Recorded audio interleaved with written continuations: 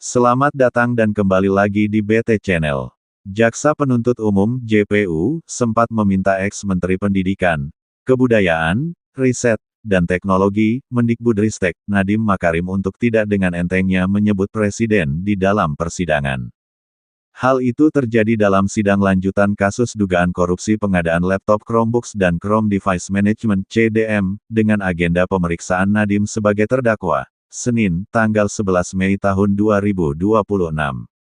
Awalnya, JPU mengulik alasan Nadiem membawa sejumlah pihak luar ke Kemendikbudristek, salah satunya Ibrahim Arif alias Ibam.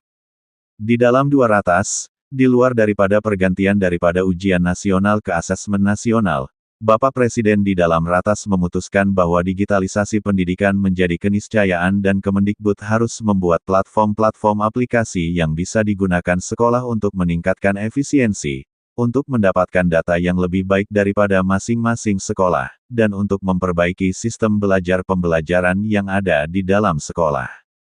Bahkan, jawab Nadiem. Pernyataan Nadiem tersebut belum selesai lantaran disela JPU. Dalam kesempatan tersebut, JPU mengingatkan terdakwa untuk tidak dengan mudah membawa nama Presiden. Mohon jangan mudah membawa nama Presiden di dalam persidangan, kata JPU. Saya lihat tidak ada korelasinya antara jawaban, sambungnya. Ketua Majelis Hakim Purwanto sempat menengahi momen tersebut. Ia pun kembali meminta Nadiem melanjutkan jawabannya. Saya cuma mengingatkan, jangan gampang membawa nama Presiden, respons JPU. Apa yang ditanyakan dibiarkan, biarkan terdakwa diberikan kesempatan untuk menjawab, kata hakim. Diketahui, Nadiem didakwa memperkaya diri sendiri atau orang lain terkait kasus dugaan korupsi pengadaan laptop Chromebook dan Chrome Device Management (CDM). Jumlahnya mencapai Rp809.196.125.000 atau Rp809 miliar. Angka itu terungkap berdasarkan surat dakwaan yang dibacakan Jaksa Penuntut Umum (JPU) dalam sidang di Pengadilan Tipikor Jakarta, Senin, tanggal 5 Januari tahun 2026.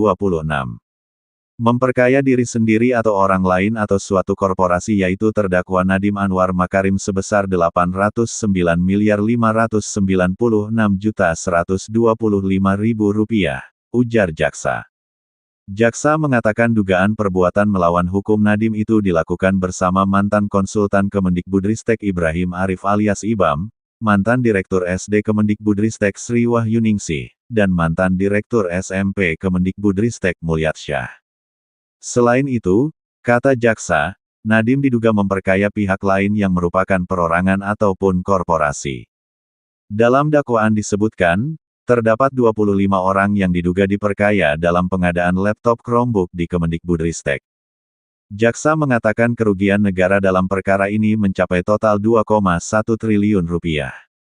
Hasil penghitungan kerugian berasal dari angka kemahalan harga Chromebook sebesar Rp1.567.888.662.716,74, Rp1,5 triliun, serta pengadaan CDM yang tidak diperlukan dan tidak bermanfaat sebesar Rp621.387.678.730 berdasarkan kurs terendah pada kurun waktu Agustus tahun 2020 Desember tahun 2022.